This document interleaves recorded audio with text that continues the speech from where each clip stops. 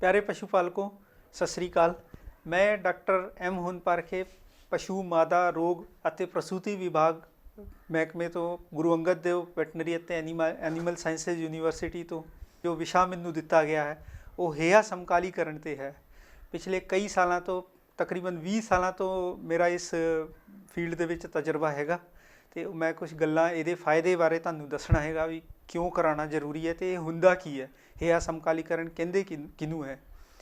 ਹੇਆ ਸਮਕਾਲੀਕਰਨ ਇੱਕ ਇਸ ਤਰ੍ਹਾਂ ਦੀ ਵਿਧੀ ਹੈ ਜਿਹਦੇ ਵਿੱਚ ਇੱਕ ਪਸ਼ੂ ਦੇ ਗਰੁੱਪ ਨੂੰ, ਇੱਕ ਵਗ ਨੂੰ ਆਪਾਂ ਇੱਕੋ ਹੀ ਟਾਈਮ 'ਤੇ ਹੇਏ ਵਿੱਚ ਲਿਆਉਂਦੇ ਆ, ਕੋਈ ਟੀਕੇ ਲਾ ਕੇ, ਹਾਰਮੋਨਾਂ ਦੇ ਟੀਕੇ ਲਾ ਕੇ, ਤਾਂ ਜੋ ਉਹਨਾਂ ਦੀ ਇੱਕੋ ਹੀ ਨਿਸ਼ਚਿਤ ਸਮੇਂ 'ਤੇ AI ਹੋ ਸਕੇ। AI ਮੀਨਸ ਮਸਨੂਈ ਗਰਭਦਾਨ ਹੋ ਸਕੇ ਉਹਨਾਂ ਦਾ।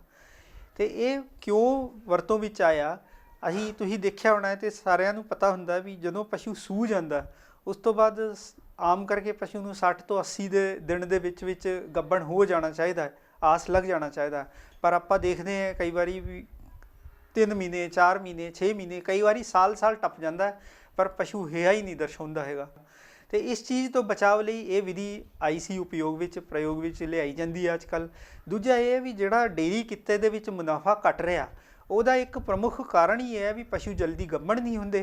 ਅਤੇ ਦੂਜਾ ਆਪਾਂ ਕਹਿੰਦੇ ਵੀ ਪਸ਼ੂਆਂ ਦੇ 2 ਸੂਏ ਦੇ ਵਿਚਕਾਰਲਾ ਅੰਤਰਾਲ ਉਹ 12 ਤੋਂ 13 ਮਹੀਨੇ ਹੋਣਾ ਚਾਹੀਦਾ। ਪਰ ਜੇ ਪਸ਼ੂ ਆਸ 'ਚ ਆਇਆ ਹੀ ਨਹੀਂ, ਆਸ ਲੱਗਿਆ ਹੀ ਨਹੀਂ, ਹੇਏ ਵਿੱਚ ਆਇਆ ਹੀ ਨਹੀਂ, ਅਤੇ ਫਿਰ ਉਹ ਜਿਹੜਾ ਅੰਤਰਾਲ ਹੈ 2 ਸੂਇਆਂ ਦੇ ਵਿਚਕਾਰਲਾ ਉਹ ਵਧੀ ਜਾਂਦਾ। ਅਤੇ ਅਲਟੀਮੇਟਲੀ ਹੁੰਦਾ ਇਹ ਵੀ ਪਸ਼ੂ ਪਾਲਕ ਨੂੰ ਵਿੱਤੀ ਨੁਕਸਾਨ ਹੁੰਦਾ। ਇਹਨਾਂ ਚੀਜ਼ਾਂ ਤੋਂ ਇਹ ਬਚਾਉਣ ਲਈ ਇੱਕ ਹੀ ਨਿਰਾਕਰਨ ਹੈ ਜਿਹੜਾ ਹੇਆ ਸਮਕਾਲੀਕਰਨ ਅਪਣਾਉਣਾ। ਅਤੇ ਮੇਰੀ ਸਾਰਿਆਂ ਨੂੰ ਬੇਨਤੀ ਹੈ ਵੀ ਸਾਰੇ ਪਸ਼ੂ ਪਾਲਕਾਂ ਨੂੰ ਵੀ ਬਗੈਰ ਜ਼ਿਆਦਾ ਦੇਰ ਉਡੀਕ ਕੀਤੇ ਜਦੋਂ ਪਸ਼ੂ ਸੂਹ ਜਾਂਦਾ ਉਸ ਤੋਂ ਬਾਅਦ 60 ਦਿਨ ਵੱਧ ਤੋਂ ਵੱਧ ਉਡੀਕ ਕਰਕੇ ਆਪਾਂ ਇਸ ਹੇਆ ਸਮਕਾਲੀਕਰਨ ਦੀ ਵਿਧੀ ਨੂੰ ਅਪਣਾ ਲਈਏ। ਫੋਰ ਐਗਜ਼ਾਮਪਲ ਜੇ 60 ਦਿਨ ਪੂਰੇ ਹੋ ਗਏ ਅਤੇ ਉਸ ਤੋਂ ਬਾਅਦ ਜੇ 60 ਦਿਨ ਤੱਕ ਪਸ਼ੂ ਹੇਏ ਵਿੱਚ ਨਾ ਆਇਆ ਹੋਵੇ ਅਤੇ ਉਹਨੂੰ ਹੇਆ ਸਮਕਾਲੀਕਰਨ ਦੀ ਵਿਧੀ ਇਹ 10 ਤੋਂ 12 ਦਿਨ ਦਾ ਪ੍ਰੋਟੋਕੋਲ ਹੁੰਦਾ ਹੈ ਜਿਹਦੇ ਵਿੱਚ ਅਲੱਗ-ਅਲੱਗ ਦਿਨ 'ਤੇ ਪਸ਼ੂ ਨੂੰ ਟੀਕੇ ਲੱਗਦੇ ਆ ਅਤੇ 11ਵੇਂ 12ਵੇਂ ਦਿਨ ਉਹਦੀ ਆਮ ਕਰਕੇ ਆਪਾਂ ਮਸਨੂਈ ਗਰਭਦਾਨ ਕੀਤਾ ਜਾਂਦਾ, AI ਕੀਤੀ ਜਾਂਦੀ ਹੈ। ਅਤੇ ਇਸਦਾ ਸਭ ਤੋਂ ਵੱਡਾ ਫਾਇਦਾ ਇਹ ਹੈ ਵੀ ਰੋਜ਼ ਤੁਹਾਨੂੰ ਪਸ਼ੂ ਨੂੰ ਹੇਏ ਵਿੱਚ ਦੇਖਣ ਦੀ ਲੋੜ ਨਹੀਂ ਹੁੰਦੀ। ਅਤੇ ਜਿਹੜੇ ਕੰਮ ਕਰ ਰਹੇ ਹੁੰਦੇ ਆ ਫਾਰਮ 'ਤੇ, ਜਿਹੜੇ ਲੇਬਰ ਲੱਗੇ ਹੁੰਦੇ ਆ, ਉਹਨਾਂ ਦਾ ਨੰਬਰ ਵੀ ਆਪਾਂ ਘਟਾ ਸਕਦੇ ਆ। ਕਿਉਂਕਿ ਨਹੀਂ ਤਾਂ ਜੇ ਇਹ ਨਾ ਵਿਧੀ ਅਪਣਾਈ ਹੋਵੇ ਤਾਂ ਰੋਜ਼ ਹੀ ਕੋਈ ਨਾ ਕੋਈ ਪਸ਼ੂ ਹੇਏ ਵਿੱਚ ਆਇਆ ਹੁੰਦਾ ਅਤੇ ਉਹਨੂੰ ਦੇਖਣਾ, ਉਹਨੂੰ ਫੜ ਕੇ ਲਿਆਉਣਾ, ਫਿਰ ਡਾਕਟਰ ਨੂੰ ਬੁਲਾਉਣਾ, ਫਿਰ AI ਕਰਵਾਉਣੀ। ਇਸ ਚੀਜ਼ ਤੋਂ ਬਚਾਅ ਲਈ ਇਹ ਵਿਧੀ ਦਾ ਉਪਯੋਗ ਕੀਤਾ ਜਾਂਦਾ ਕਿ ਇੱਕ ਗਰੁੱਪ 'ਚ ਸਾਰੇ ਐਨੀਮਲ ਆ ਜਾਣ ਇਕੱਠੇ, ਫਿਰ ਇਕੱਠੀ ਉਹਨਾਂ ਦੀ AI ਹੋ ਜਾਵੇ ਅਤੇ ਇਕੱਠੇ ਇੱਕ ਸੀਜ਼ਨ 'ਚ ਉਹ ਸੂਹ ਪੈਣ।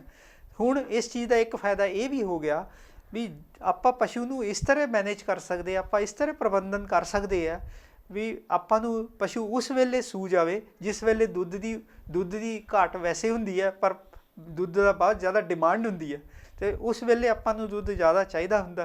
ਅਤੇ ਪਸ਼ੂ ਦਾ ਇਸ ਤਰ੍ਹਾਂ ਆਪਾਂ ਪ੍ਰਬੰਧਨ ਕਰੀਏ ਇਸ ਵਿਧੀ ਦੁਆਰਾ ਵੀ ਪਸ਼ੂ ਉਹਨਾਂ ਮਹੀਨਿਆਂ 'ਚ ਜਾ ਕੇ ਸੂਵੇ ਜਿੱਥੇ ਆਪਾਂ ਨੂੰ ਦੁੱਧ ਜ਼ਿਆਦਾ ਚਾਹੀਦਾ। ਅਤੇ ਇਸ ਚੀਜ਼ 'ਚ ਆਪਾਂ ਨੂੰ ਇਹ ਫਾਇਦਾ ਹੁੰਦਾ ਹੈ ਵੀ ਇੱਕ ਤਾਂ ਆਪਾਂ ਇਹ ਮੈਨੇਜ ਕਰ ਲਿਆ ਵੀ 12 ਤੋਂ 13 ਮਹੀਨੇ ਆਪਾਂ ਅੰਤਰਾਲ ਰੱਖ ਲਿਆ ਉਹਦਾ।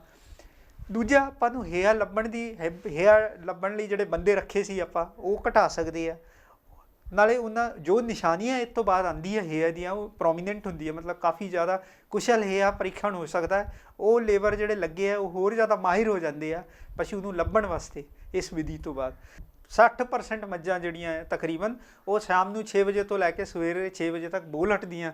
ਸਵੇਰੇ ਆਪਾਂ ਨੂੰ ਪਤਾ ਨਹੀਂ ਲੱਗਦਾ, ਆਪਾਂ ਉਸ ਪਸ਼ੂ ਦੀ ਗਿਣਤੀ ਕਰ ਲੈਂਦੇ ਆ ਵੀ ਇਹ ਬੋਲੀ ਨਹੀਂ ਹੈਗੀ, ਜਦ ਕਿ ਉਹ ਬੋਲੀ ਹੁੰਦੀ ਹੈ। ਇਹ ਪਤਾ ਉਦੋਂ ਲੱਗਦਾ ਜਦੋਂ ਆਪਾਂ ਡਾਕਟਰੀ ਜਾਂਚ ਕਰਵਾ ਲੈਂਦੇ ਹਾਂ। ਉਸ ਤੋਂ ਬਾਅਦ ਆਪਾਂ ਨੂੰ ਪਤਾ ਲੱਗਦਾ ਵੀ ਹਾਂ ਇਹ ਪਸ਼ੂ ਤੋਂ ਕਿਤੇ ਬੋਲਿਆ ਸੀ। ਅਤੇ ਇਸ ਚੀਜ਼ ਤੋਂ ਬਚਾਅ ਲਈ ਮੱਝਾਂ 'ਚ ਵੀ ਇਹ ਹੇਆ ਸਮਕਾਲੀਕਰਨ ਦੀ ਵਿਧੀ ਅਪਣਾਈ ਜਾ ਸਕਦੀ ਹੈ ਤਾਂ ਜੋ ਆਪਾਂ ਨੂੰ ਜੇ ਪਸ਼ੂ ਥੋੜ੍ਹਾ ਮੋਟਾ ਨਾ ਵੀ ਬੋਲਾ ਹੋਵੇ ਇਸ ਵਿਧੀ ਤੋਂ ਬਾਅਦ ਇਹਦਾ ਇੱਕ ਨਿਸ਼ਚਿਤ ਸਮੇਂ ਹੁੰਦਾ, ਉਸ ਸਮੇਂ 'ਤੇ ਆਪਾਂ ਉਹਨੂੰ AI ਕਰਾ ਲੈਂਦੇ ਹੁੰਦੇ ਆ। ਭਾਵੇਂ ਪਸ਼ੂ ਨੇ ਸਾਰੇ ਨਿਸ਼ਾਨੀਆਂ ਨਾ ਵੀ ਦੱਸੀਆਂ ਹੋਣ ਹੇਏ ਦੀਆਂ, ਤਾਂ ਵੀ ਆਪਾਂ ਨੂੰ ਪਤਾ ਹੁੰਦਾ ਵੀ ਅੱਜ ਆਪਾਂ ਇਹ ਟੀਕਾ ਲਾਇਆ ਅਤੇ ਇਸ ਤੋਂ ਬਾਅਦ ਅੰਡੇ ਨੇ ਟੁੱਟਣਾ ਹੈ ਅਤੇ ਉਸ ਹਿਸਾਬ ਨਾਲ ਉਹ ਮੈਨੇਜ ਕੀਤਾ ਜਾਂਦਾ ਵੀ ਪਸ਼ੂ ਦੀ AI ਹੋ ਜਾਵੇ ਅਤੇ ਉਹਦਾ ਹੇਆ ਨਾ ਖੁੰਝ ਜਾਵੇ। ਅਤੇ ਇਸ ਚੀਜ਼ 'ਚ ਮੱਝਾਂ 'ਚ ਵੀ ਬਹੁਤ ਫਾਇਦਾ ਹੁੰਦਾ। ਅਤੇ ਦੂਜਾ ਇੱਕ ਜਿਨ੍ਹਾਂ ਪਸ਼ੂਆਂ ਵਿੱਚ ਨਾ ਇਹ ਤਾਂ ਹੋ ਗਈ ਗੱਲ ਵੀ ਜਿਹੜੇ ਸੂਣ ਤੋਂ ਬਾਅਦ ਕਈ ਇਸ ਤਰ੍ਹਾਂ ਦੇ ਪਸ਼ੂ ਵੀ ਹੁੰਦੇ ਜਿਨ੍ਹਾਂ ਵਿੱਚ ਨਿਸ਼ਕਰੀ ਅੰਡੇਦਾਨੀ ਹੁੰਦੀ ਹੈ, ਅੰਡੇਦਾਨੀ ਦੀ ਕੋਈ ਹਲਚਲ ਨਹੀਂ ਹੋਈ ਹੁੰਦੀ, ਇਨਐਕਟਿਵ ਓਵਰੀ ਜਿਹਨੂੰ ਕਹਿੰਦੇ ਆ। तो वो निष्क्रिय अंडेदानी वाले ਜਿਹੜੇ ਪਸ਼ੂ ਹੈ ਉਹਨਾਂ ਵਿੱਚ ਵੀ ਇਸ ਹੇਆ ਸਮਕਾਲੀਕਰਨ ਦੀ ਵਰਤੋਂ ਕੀਤੀ ਜਾਂਦੀ ਹੈ ਤਾਂ ਕਿ ਅੰਡੇਦਾਨੀ ਵੀ ਐਕਟਿਵ ਹੋ ਜਾਵੇ ਤੇ ਅੰਡਾ ਬਣ ਕੇ ਟੁੱਟ ਵੀ ਜਾਵੇ, ਕਿਉਂਕਿ ਅਲਟੀਮੇਟਲੀ ਜਿਹੜਾ ਪਸ਼ੂ ਨੇ ਗੱਭਣ ਹੋਣਾ ਹੈ ਉਹ ਤਾਂ ਹੀ ਹੋਣਾ ਹੈ ਜਦੋਂ ਅੰਡਾ ਟੁੱਟ ਜਾਣਾ ਹੈ। ਤੇ ਅੰਡਾ ਟੁੱਟਣ ਵਾਸਤੇ ਵੀ ਜਿਨ੍ਹਾਂ ਦੀ ਨਿਸ਼ਕ੍ਰਿय ਅੰਡੇਦਾਨੀ ਹੈ, ਜਿਨ੍ਹਾਂ ਵਿੱਚ ਕੋਈ ਹਲਚਲ ਨਹੀਂ ਹੈ, ਉਹਨਾਂ ਪਸ਼ੂਆਂ ਵਿੱਚ ਵੀ ਆਪਾਂ ਇਹ ਹੇਆ ਸਮਕਾਲੀਕਰਨ ਦੀ ਵਿਧੀ ਨੂੰ ਅਪਣਾ ਸਕਦੇ ਆ। ਫਿਰ ਕਈ ਪਸ਼ੂ ਇੱਦਾਂ ਦੇ ਹੁੰਦੇ ਜਿਹਨੂੰ ਤੁਸੀਂ ਸੁਣਿਆ ਵੀ ਹੋਣਾ ਰਿਪੀਟ ਬਰੀਡਰ, ਜਿਹੜੇ ਬਾਰ-ਬਾਰ ਫਿਰ ਜਾਂਦੇ ਆ। ਹੁਣ ਬਾਰ-ਬਾਰ ਫਿਰਨ ਦੇ 2 ਜਾਂ 3 ਮੇਨ ਕਾਰਨ ਹੁੰਦੇ ਆ। ਉਹਦੇ ਵਿੱਚ ਇੱਕ ਕਾਰਨ ਹੁੰਦਾ ਵੀ ਜਾਂ ਤਾਂ ਬੱਚੇਦਾਨੀ ਦੇ ਵਿੱਚ ਗੰਦਗੀ ਹੋਵੇ, ਤੇ ਦੂਜਾ ਕਾਰਨ ਹੁੰਦਾ ਵੀ ਉਹਦੇ ਵਿੱਚ ਕੋਈ ਹਾਰਮੋਨਾਂ ਦੀ ਅਸੰਤੁਲਿਤਤਾ ਹੋਵੇ, ਇੰਬੈਲੈਂਸ ਹੋਵੇ। ਤੇ ਜਿਨ੍ਹਾਂ ਵਿੱਚ ਗੰਦਗੀ ਹੈ ਉਹਨਾਂ ਨੂੰ ਤਾਂ ਪਸ਼ੂ ਨੂੰ ਪਹਿਲੇ ਗੰਦਗੀ ਠੀਕ ਕਰਾਉਣੀ ਪੈਣੀ ਹੈ। ਜਿਹੜੇ ਬੱਚੇਦਾਨੀ ਦੇ ਵਿੱਚ ਜੋ ਗੰਦ ਹੋ ਗਈ ਹੈ, ਮਲੀਨਤਾ ਹੋ ਗਈ, ਉਹਨੂੰ ਸਾਫ਼ ਕਰਾਉਣਾ ਪੈਣਾ ਹੈ ਦਵਾਈਆਂ ਪਾ ਕੇ, ਟੀਕੇ ਲਾ ਕੇ। ਪਰ ਕਈ ਵਾਰੀ ਆਪਾਂ ਦੇਖਦੇ ਹਾਂ ਵੀ ਤਾਰਾਂ ਵੀ ਸਾਫ਼ ਹੁੰਦੀ ਹੈ, ਬੱਚੇਦਾਨੀ ਅੰਦਰੋਂ ਸਾਫ਼ ਹੁੰਦੀ ਹੈ, ਪਰ ਪਸ਼ੂ ਫਿਰ ਵੀ ਨਹੀਂ ਗੱਭਣ ਠਹਿਰਦਾ। ਕਿਉਂ ਨਹੀਂ ਠਹਿਰਦਾ? ਕਿਉਂਕਿ ਉਹਦੇ ਹਾਰਮੋਨ ਜਿਹੜੇ ਆ ਉਹ ਇੰਬੈਲੈਂਸ ਹੋਏ ਹੁੰਦੇ ਆ। ਤੇ ਇਸ ਤਰ੍ਹਾਂ ਦੇ ਪਸ਼ੂ ਜਿਨ੍ਹਾਂ ਵਿੱਚ ਅਦਰਵਾਈਜ਼ ਯੂਟਰਸ ਸਾਰਾ ਸਾਫ਼ ਹੈ, ਬੱਚੇਦਾਨੀ ਸਾਫ਼ ਹੈ, ਉਹਨਾਂ ਵਿੱਚ ਆਪਾਂ ਇਹ ਹੇਆ ਸਮਕਾਲੀਕਰਨ ਦੀ ਵਿਧੀ ਅਪਣਾ ਸਕਦੇ ਆ, ਤਾਂ ਕਿ ਆਪਾਂ ਸਾਰਾ ਕੰਟਰੋਲ ਜਿਹੜਾ ਉਹਦਾ ਹੇਆ ਚੱਕਰ ਹੈ ਪਸ਼ੂ ਦਾ, ਉਹ ਸਾਰਾ ਕੰਟਰੋਲ ਅਸੀਂ ਆਪਣੇ ਹੱਥ 'ਚ ਲੈ ਲਈਏ ਤੇ ਇੱਕ ਦਿਨ ਜਾ ਕੇ ਉਹ ਪਸ਼ੂ ਨੂੰ ਮਸਨੂਈ ਗਰਭਦਾਨ ਕੀਤਾ ਜਾਵੇ। ਤੇ ਉਹਦੇ ਵਿੱਚ ਵੀ ਪਸ਼ੂ ਇਸ ਤਰ੍ਹਾਂ ਕਰਨ ਨਾਲ ਨਾ ਪਸ਼ੂਆਂ ਦੀ ਪ੍ਰਜਨਨ ਸਮਰੱਥਾ ਜਿਹੜੀ ਹੈ ਉਹ ਕਾਫੀ ਵੱਧ ਜਾਂਦੀ ਹੈ। ਕਿਤੇ ਪਸ਼ੂ ਨੇ 6-7 ਸੂਏ ਦੇਣੇ ਸੀ, ਕਿਤੇ ਉਹ 10 ਸੂਏ ਦੇ ਦਿੰਦਾ। ਤੇ ਇਸ ਚੀਜ਼ ਦਾ ਫਾਇਦਾ ਅਲਟੀਮੇਟਲੀ ਪਸ਼ੂ ਪਾਲਕ ਨੂੰ ਜਿਹੜਾ ਵਿੱਤੀ ਨੁਕਸਾਨ ਹੋ ਰਿਹਾ ਸੀ ਇੰਨੇ ਚਿਰ ਤੋਂ, ਉਹਦਾ ਬਚਾਓ ਆਪਾਂ ਕਰ ਸਕਦੇ ਹੁੰਦੇ ਆ। ਤੇ ਜਦੋਂ ਮੇਰੀ ਸਾਰਿਆਂ ਨੂੰ ਇਹੀ ਬੇਨਤੀ ਹੈ ਵੀ ਜਦੋਂ ਹੇਆ ਸਮਕਾਲੀਕਰਨ ਅਪਣਾਉਣਾ ਹੈ ਉਹਨੂੰ ਪੂਰੀ ਸ਼ਿੱਦਤ ਨਾਲ ਅਪਣਾਉਣਾ ਹੁੰਦਾ ਹੈ, ਕਿਉਂਕਿ ਇਹਦੀ ਸਕਸੈਸ ਹੈ, ਇਹਦੀ ਸਫਲਤਾ ਤਾਂ ਹੀ ਮਿਲਦੀ ਹੈ ਵੀ ਜੋ ਟੀਕੇ ਜਿਸ ਟਾਈਮ ਲਾਣੇ ਆ ਉਹ ਉਸੇ ਟਾਈਮ ਲੱਗਣ। ਉਹਦੇ ਵਿੱਚ ਕੋਈ ਦਿਨ ਆਪਣਾ ਖੁੰਝ ਨਾ ਜਾਵੇ ਵੀ ਅੱਜ ਕੋਈ ਇੱਕ ਦਿਨ ਨਿਕਲ ਗਿਆ ਤੇ ਆਪਾਂ ਅਗਲੇ ਦਿਨ ਉਹਨੂੰ ਸ਼ਿਫਟ ਕਰ ਲਿਆ। ਅਲੱਗ-ਅਲੱਗ ਦਿਨ 'ਤੇ ਅਲੱਗ-ਅਲੱਗ ਟੀਕੇ ਲੱਗਦੇ ਹੁੰਦੇ ਆ। ਉਸ ਚੀਜ਼ ਦਾ ਧਿਆਨ ਰੱਖਣਾ ਹੁੰਦਾ ਆਪਾਂ ਨੂੰ ਵੀ ਉਹ ਜਿਸ ਦਿਨ ਜੋ ਟੀਕਾ ਲੱਗਣਾ ਹੈ, ਜਿਸ ਡੇਟ ਨੂੰ ਦੱਸਿਆ ਹੁੰਦਾ ਹੈ, ਜਿਸ ਟਾਈਮ ਨੂੰ ਦੱਸਿਆ ਹੁੰਦਾ ਹੈ। ਕਈ ਵਾਰੀ ਟੀਕੇ ਆਪਾਂ ਸਵੇਰੇ ਸ਼ੁਰੂ ਕਰਦੇ ਆ ਤਾਂ ਸਾਰੇ ਟੀਕੇ ਸਵੇਰੇ ਲੱਗਦੇ ਆ, ਕਈ ਵਾਰੀ ਆਪਾਂ ਸ਼ੁਰੂ ਸ਼ਾਮ ਨੂੰ ਕਰਦੇ ਆ ਤਾਂ ਸਾਰੇ ਟੀਕੇ ਸ਼ਾਮ ਨੂੰ ਲੱਗਦੇ ਆ। ਤੇ ਇਸ ਤਰ੍ਹਾਂ ਜਿੰਨੇ ਵੀ ਉਹ ਹੇਆ ਸਮਕਾਲੀਕਰਨ ਲਗਾਇਆ ਹੁੰਦਾ ਉਹਨੂੰ ਪਤਾ ਹੁੰਦਾ ਹੈ ਵੀ ਇਸ ਪਸ਼ੂ ਨੂੰ ਇਸ ਤਾਰੀਖ ਨੂੰ ਇਸ ਟਾਈਮ 'ਤੇ ਇਹ ਟੀਕਾ ਲੱਗਣਾ ਹੈ। ਉਸ ਦੀ ਆਪਾਂ ਨੂੰ ਪੂਰੀ ਸ਼ਿੱਦਤ ਨਾਲ ਆਪਾਂ ਨੂੰ ਕਰਨਾ ਪੈਂਦਾ ਤੇ ਤਾਂ ਉਹਦੀ ਸਫਲਤਾ ਮਿਲਦੀ ਹੈ। ਇੱਕ ਹੋਰ ਧਿਆਨ ਰੱਖਣ ਦੀ ਲੋੜ ਹੁੰਦੀ ਹੈ ਵੀ ਪਸ਼ੂ ਜਦੋਂ ਆਪਾਂ ਹੇਆ ਸਮਕਾਲੀਕਰਨ ਸ਼ੁਰੂ ਕਰ ਲਿਆ ਤੇ ਪਸ਼ੂ ਦਾ ਜਿਹੜਾ ਬਾਕੀ ਦਾ ਪ੍ਰਬੰਧਨ ਹੈ, ਜਿਵੇਂ ਪਸ਼ੂ ਦੀ ਖੁਰਾਕ ਹੋਈ, ਉਹਨੂੰ ਪਾਣੀ ਮਿਲ ਰਿਹਾ ਕਿ ਨਹੀਂ, ਉਹ ਸ਼ੈੱਡ ਦੇ ਵਿੱਚ ਹੈ ਕਿ ਨਹੀਂ, ਉਹ ਸਹੀ ਮਤਲਬ ਜਿੱਥੇ ਉਹਨੂੰ ਤਣਾਅ ਮੁਕਤ ਜਗ੍ਹਾ 'ਤੇ ਹੈ ਕਿ ਨਹੀਂ, ਇਹ ਸਾਰੀਆਂ ਚੀਜ਼ਾਂ ਦਾ ਵੀ ਧਿਆਨ ਰੱਖਣਾ ਹੁੰਦਾ ਹੈ। ਖੁਰਾਕ ਦਾ ਖਾਸ ਧਿਆਨ ਰੱਖਣਾ ਹੁੰਦਾ ਹੈ। ਜੇ ਖੁਰਾਕ ਵਧੀਆ ਹੋਣੀ ਚਾਹੀਦੀ ਹੈ ਤੇ ਤਾਂ ਹੀ ਉਹ ਹਾਰਮੋਨਾਂ ਦਾ ਅਸਰ ਵਧੀਆ ਹੁੰਦਾ। ਇਹ ਜਿਹੜਾ ਹੇਆ ਸਮਕਾਲੀਕਰਨ ਦਾ ਟੋਟਲ ਕੋਸਟ ਹੈ ਜਿਹੜਾ ਇਹ 700 ਰੁਪਈਏ ਤੋਂ ਲੈ ਕੇ 1500 ਰੁਪਈਏ ਤੱਕ ਜਾਂਦਾ ਹੈ, ਕਿਉਂਕਿ ਹਰੇਕ ਪਸ਼ੂ 'ਚ ਅਲੱਗ-ਅਲੱਗ ਤਰ੍ਹਾਂ ਇਹਦੇ ਕਈ ਤਰ੍ਹਾਂ ਦੇ ਪ੍ਰੋਟੋਕੋਲ ਹੁੰਦੇ ਆ। ਤੇ ਡਾਕਟਰੀ ਜਾਂਚ ਤੋਂ ਬਾਅਦ ਡਾਕਟਰ ਨੂੰ ਪਤਾ ਹੁੰਦਾ ਵੀ ਇਸ ਪਸ਼ੂ ਨੂੰ ਇਹ ਵਾਲਾ ਪ੍ਰੋਟੋਕੋਲ ਲੱਗਣਾ ਹੈ, ਦੂਜੇ ਨੂੰ ਇਹ ਵਾਲਾ ਲੱਗਣਾ, ਤੀਜੇ ਨੂੰ ਇਹ ਵਾਲਾ ਲੱਗਣਾ।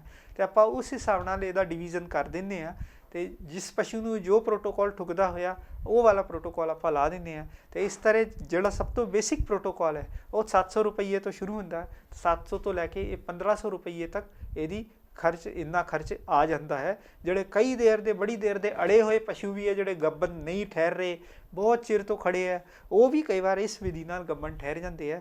ਤੇ ਪਸ਼ੂ ਨੂੰ ਨਹੀਂ ਤਾਂ ਉਹ ਪਸ਼ੂ ਵੈਸੇ ਹੀ ਖੜਾ ਖਾਈ ਜਾਂਦਾ ਹੈ। ਜੇ ਇਸ ਵਿਧੀ ਨਾਲ ਆਪਾਂ ਵਰਤੋਂ ਕਰ ਲਈਏ ਇਸ ਵਿਧੀ ਦੀ ਟਾਈਮ ਸਿਰ, ਤੇ ਉਹ ਨੁਕਸਾਨ ਹੈ ਪਸ਼ੂ ਪਾਲਕ ਦਾ ਉਹ ਬਚਾਅ ਹੋ ਜਾਂਦਾ ਹੈ। ਦੂਜਾ ਇੱਕ ਧਿਆਨ ਰੱਖਣ ਦੀ ਲੋੜ ਹੁੰਦੀ ਹੈ ਵੀ ਜਦੋਂ ਇਹ ਪ੍ਰੋਟੋਕੋਲ ਲਾ ਲਿਆ, ਜਦੋਂ ਇਹ ਸਮਕਾਲੀਕਰਨ ਲਾ ਲਿਆ, ਪਸ਼ੂ ਪਹਿਲੇ ਤੋਂ ਗੱਭਣ ਨਾ ਹੋਵੇ। ਧੰਨਵਾਦ।